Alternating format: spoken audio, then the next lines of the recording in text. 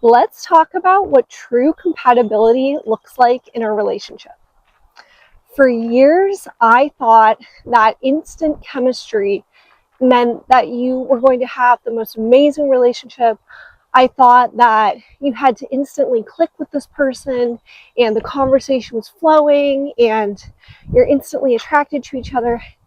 And the truth is that alone is just not sustainable for a long-term healthy relationship. What I learned is you have to take the time to develop a connection with someone. And while there are exceptions, sometimes people meet and they hit it off right away and they stay together for several years and they're happy. I would say for the majority, you have to really take the time to get to know this person, get to know their values, and find out if they are truly aligned with you. And I think the best way to do this is to go slow when you're in that dating phase with someone. Really take the time to get to know them and see how they act in alignment with their values, and then also notice what are they prioritizing in their life. This is something that I never placed a lot of importance upon when I was younger because I just didn't have the knowledge that I have now. I didn't realize that when you look at what somebody prioritizes in their life, it really tells you a lot about them, and it also shows you their character as well. I think this is also about noticing if you are maybe stuck in this pattern of dating that is not really working for you. Maybe you have been going a little too fast, and no judgment, because a lot of people have done this. I have definitely been approaching dating in this way where I meet someone, I know them for a week, and then I really think I know them based off of what they're telling me, based off of my attraction.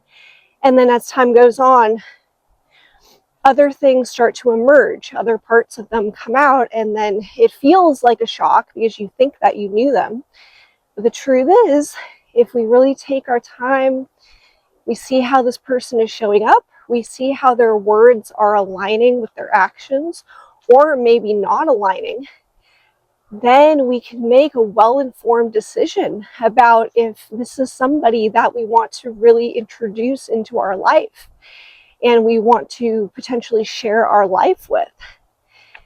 And I know that a lot of people go fast in relationships.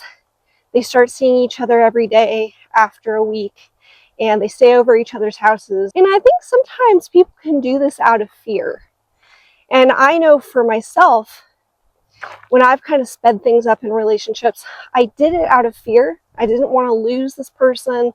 I told myself, how many other people like this are really out there? So I better latch on to what I have in front of me.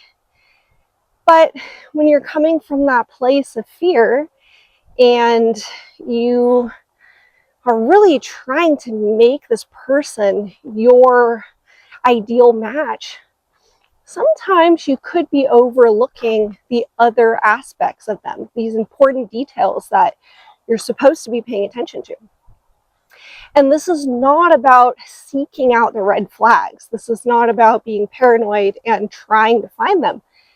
This is just simply about being more observant and, again, making a well-informed decision when you choose someone as your partner. So let's backtrack a little bit here and get back to the topic of compatibility. I think it's important to write down your values. Get very clear about what you prioritize in life, what's important to you, because most likely you want a partner who is on a similar path to you.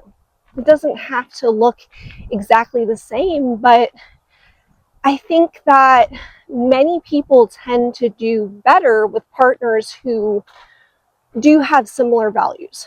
So I'll give myself as an example. I'm the kind of person who really values peace of mind.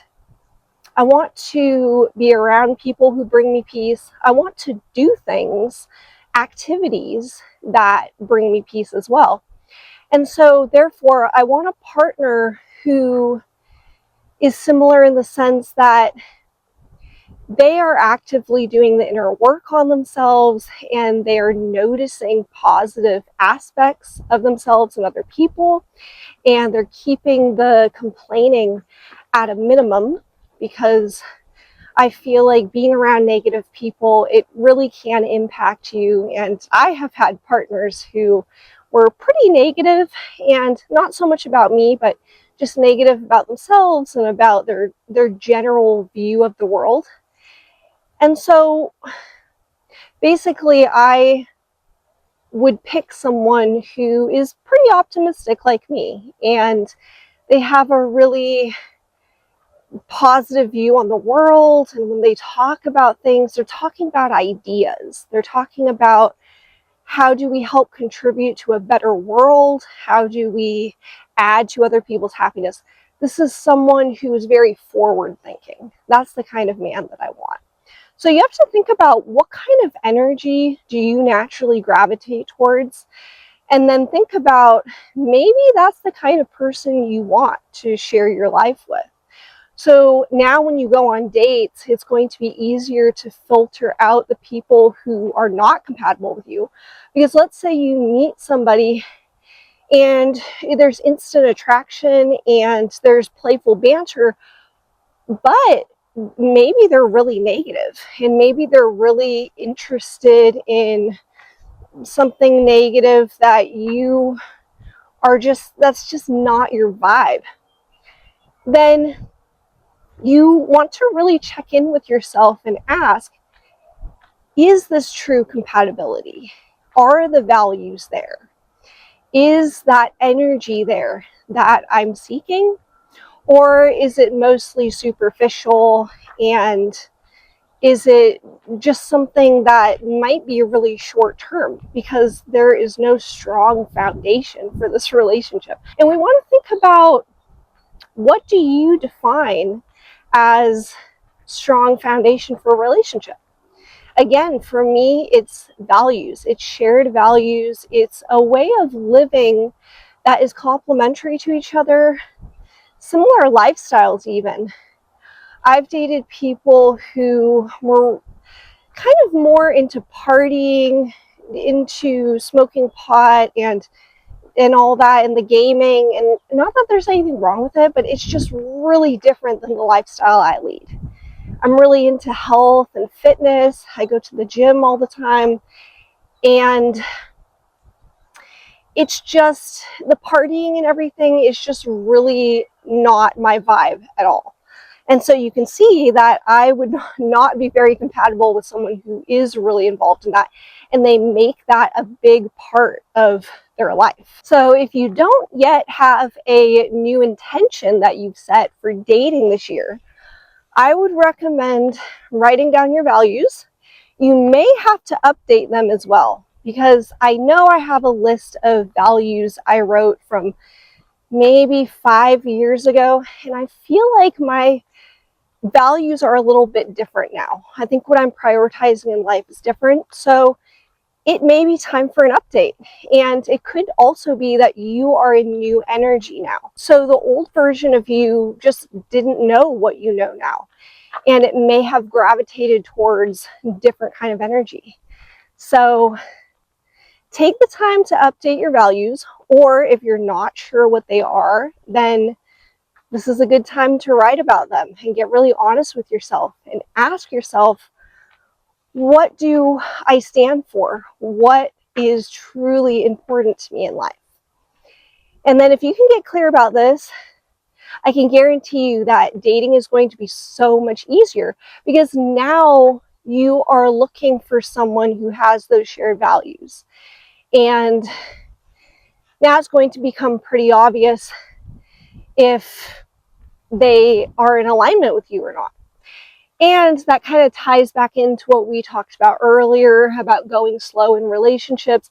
If you take at least a month to get to know someone, and you're just meeting them out in public, you're not staying over at their house or anything, but you're meeting them, let's say once a week, and you're doing phone calls as well, but you are taking that intentional time to find out about this person. I would say after a month, you're probably going to have a pretty good idea if you want to continue seeing them or not. So just try it out. If you haven't done that, if you're not used to slow dating, maybe just give it a try and see if maybe that is more in alignment with who you are. You never know unless you give it a try. So I'm going to start wrapping up the video here. I hope that you gained something useful from my message. And if you have already tried slow dating, or if you are in the process of getting to know someone right now and it's going well for you, then I would love to hear about your experience in the comments. And you can stay tuned for more videos on this channel. I talk about things like dating advice, self-development, and just how to step into a better version of you. So thank you for being here with me today. I hope you're all having a wonderful day, and I'll see you next time.